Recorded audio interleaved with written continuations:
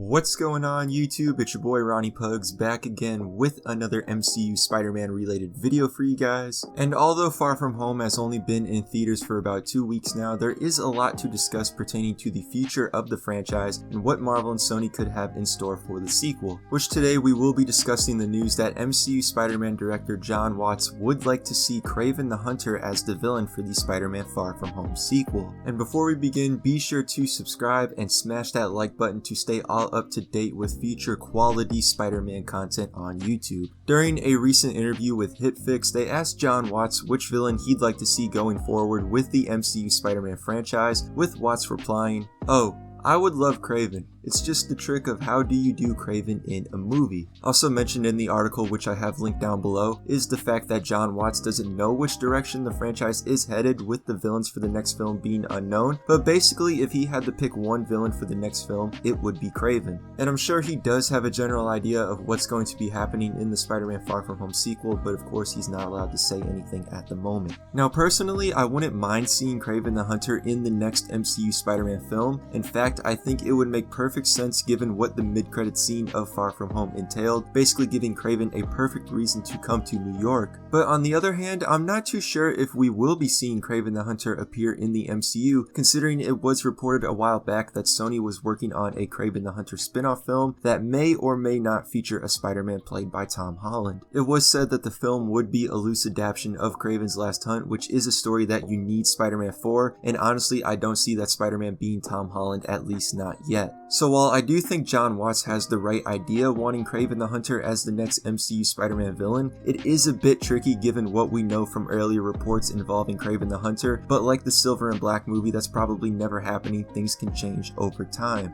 So let me know what you guys thought of the video, as well as if you think Kraven should be the villain for the next MCU Spider-Man film, and if not, what villain would you pick? And as always, thanks for watching.